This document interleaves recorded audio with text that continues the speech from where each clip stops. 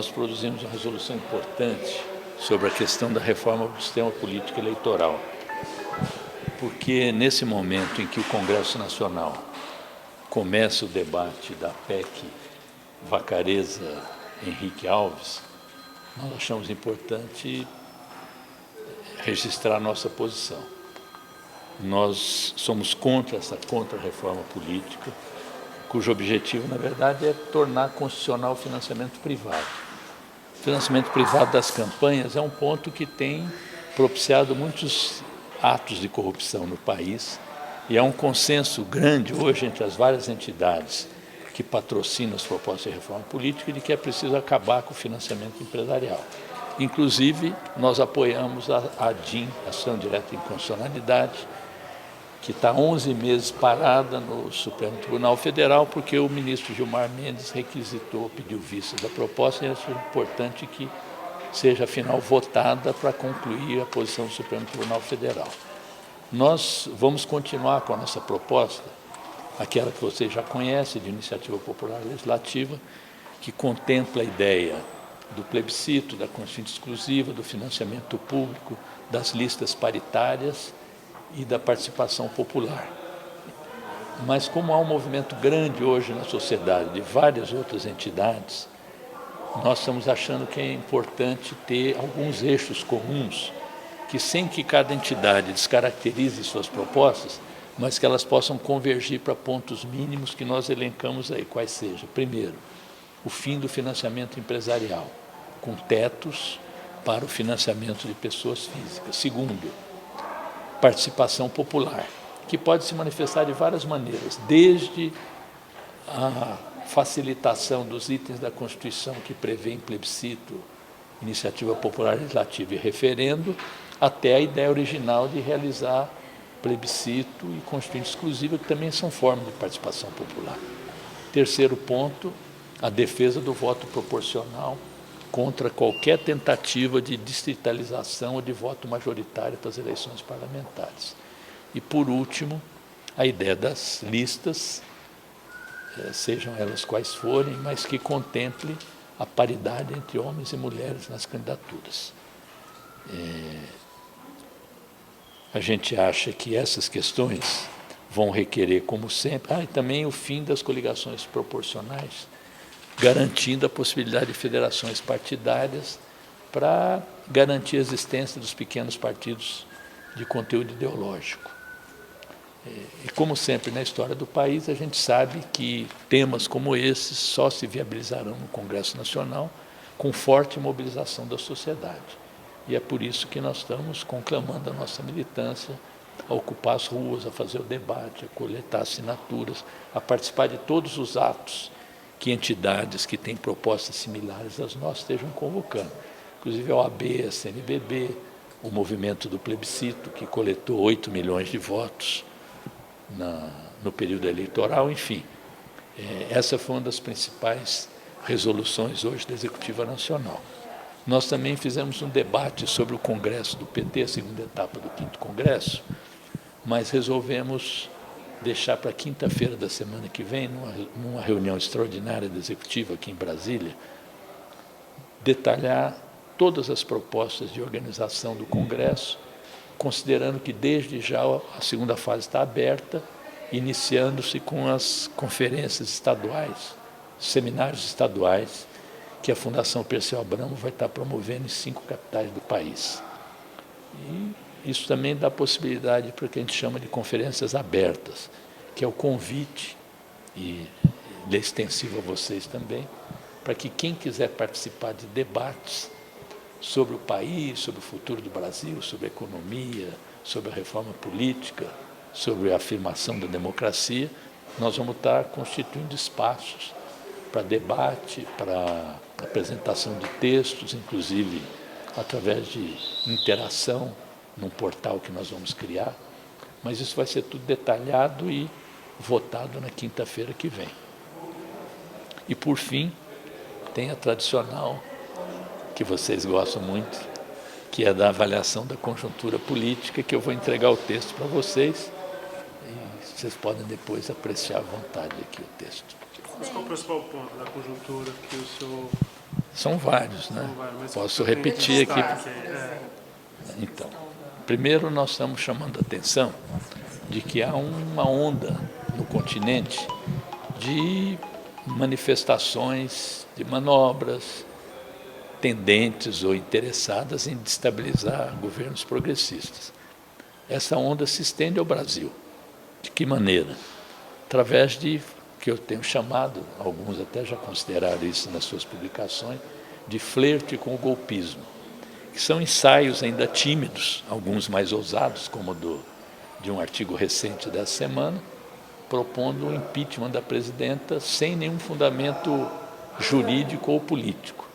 Uma resposta para isso foi na nota dessa semana da OAB, da CNBB, em defesa da democracia, da ordem constitucional, se contrapondo com a linguagem própria dessas entidades às aventuras que, vez ou outra, setores da oposição encetam. Então, isso é uma consideração. A outra é que nós achamos muito importante o ato da Petrobras no Rio, porque foi uma linha de demarcação com aqueles que querem fragilizar a empresa e, em nome disso, apresentam-se como defensores do combate à corrupção. Quando a gente sabe que quem mais combate a corrupção e sempre combateu fomos nós mesmos. E também o pronunciamento do presidente Lula acentuou o que nós vimos considerando como chave para a política de desenvolvimento do país, que é a defesa do regime de partilha, a defesa da política de conteúdo nacional, a defesa da indústria naval e tantos outros fatores importantes nessa empresa que contribui com cerca de 13% do PIB nacional, emprega mais de 85 mil trabalhadores e que produz e que acumula uma série de indústrias nesse setor importante, estratégico do desenvolvimento nacional, que é o petróleo, óleo e gás. A gente considera também que foi positiva a troca da diretoria da Petrobras e que, continuamos a dizer, os ilícitos apurados devem ser investigados, os desvios eventuais devem ser ressarcidos para a empresa, os responsáveis pelos delitos devem ser punidos na forma da lei, mas isso não deve implicar em nenhum recuo, nenhum enfraquecimento do patrimônio da empresa. Quer dizer, a solução jurídica importante não deve implicar em enfraquecimento da Petrobras. Nós também destacamos, foi positiva a solução negociada da greve dos caminhoneiros, que mostrou que o diálogo e a negociação, longe de representarem fragilidades do governo, reforçam a sua autoridade e a sua legitimidade. Também vimos como coisas positivas da conjuntura a recomposição da base governista no Congresso Nacional. Os primeiros ensaios nessa direção são positivos e achamos que é importante se conquistar uma estabilidade duradoura que deve ser partilhada não só pelo PT, mas pelos partidos, lideranças partidárias e ministros que integram a coalizão de governo. Pois é, eles se queixam porque o PT não abraçou mesmo o tempo, o fiscal. Não chega lá. Nós também estamos reafirmando a nossa decisão lá já do diretório de apoiar as duas MPs, a 664 e a 665, mas também que devem ser objeto de negociação para serem aperfeiçoadas. Aliás, isso está em andamento. Nós também achamos que foi positivo um fato dessa semana, que surgiu no debate a proposta da 8595, que é a aposentadoria, a idade mais o tempo de contribuição, porque isso pode ser um ponto inicial para a instalação da mesa tripartite que a presidenta propôs na campanha, empresas, sindicatos e governo, para dar uma solução para o fator previdenciário. Isso entrou no debate essa semana, nós estamos apoiando que ele prossiga e que se possa instalar a tal da mesa tripartite. Não, isso aí é uma atividade de governo instalando uma mesa tripartite. Nós estamos incentivando que isso ocorra. Posição partidária sobre isso. Também, ao apoiar essas medidas, com as ressalvas de aperfeiçoamento, nós estamos insistindo na necessidade da reforma tributária, para ter novas fontes de financiamento para programas sociais, investimento em infraestrutura, e isso se obtém mudando o sistema tributário, que é regressivo, injusto, porque onera demais salário, produção, concentra em impostos indiretos e protege altas rendas, grandes heranças, e nós achamos, e as fortunas, né? Nós achamos que é importante votar. Novos alíquotas? Hã? Novos alíquotas?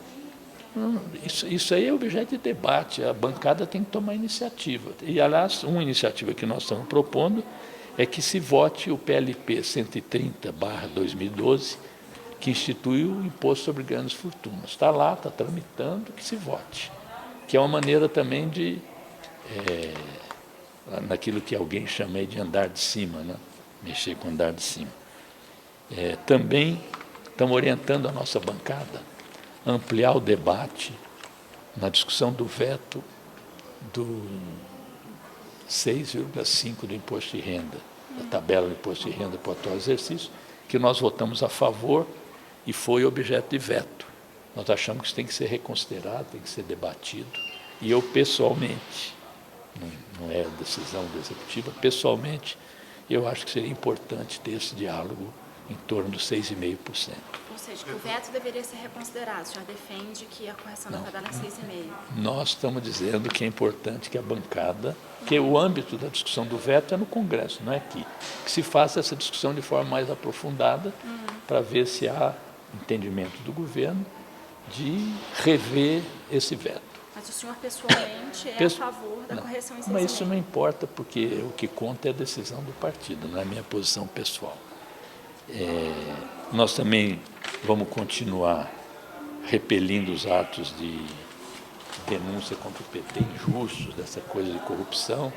A executiva apoiou as iniciativas que eu tomei de fazer representação no Ministério da Justiça, Conselho Nacional do Ministério Público e a interpelação judicial ao bandido Paulo Barusco, Pedro Barusco, né? Pedro Barusco, filho, apoiou isso, e que nós temos que continuar tomando a defesa do PT, botando a estrelinha, desfaldando nossas bandeiras, não aceitando provocação, mas também não abaixando a cabeça, e reafirmando aquela coisa da reunião do diretório lá de Fortaleza. Qualquer filiado do PT que comprovadamente ter participado de atos de corrupção vai ser submetido ao nosso estatuto.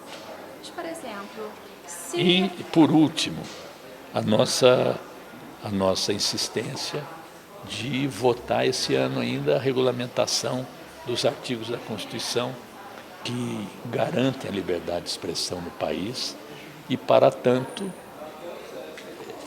também a Constituição, para garantir liberdade de expressão, não admite a existência de monopólios e oligopólios. Então, nós estamos reafirmando isso, ao mesmo tempo que nós também queremos uma solução esse ano para a questão da reforma política, cuja ideia nós apresentamos aqui. O senhor citou essa história de Fortaleza, né? De punir quem comprovadamente tem envolvimento com corrupção. O Procurador-Geral... Não, mas eu falei antes que a gente tem que defender os companheiros que estão sendo acusados injustamente. Sim. Foi transitado julgado, então.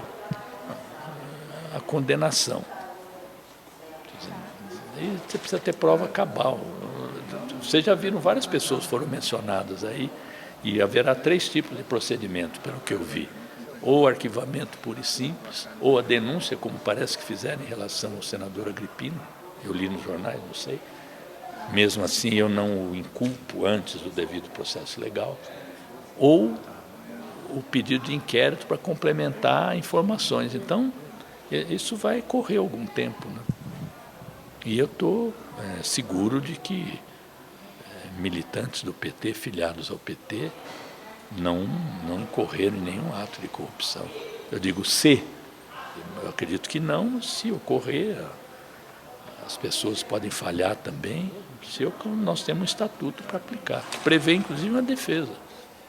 O PT tem, mesmo nos processos de suspensão, advertência, expulsão, ele tem um rito legal que prevê a defesa, o contraditório. Obrigada, Tudo bem? presidente.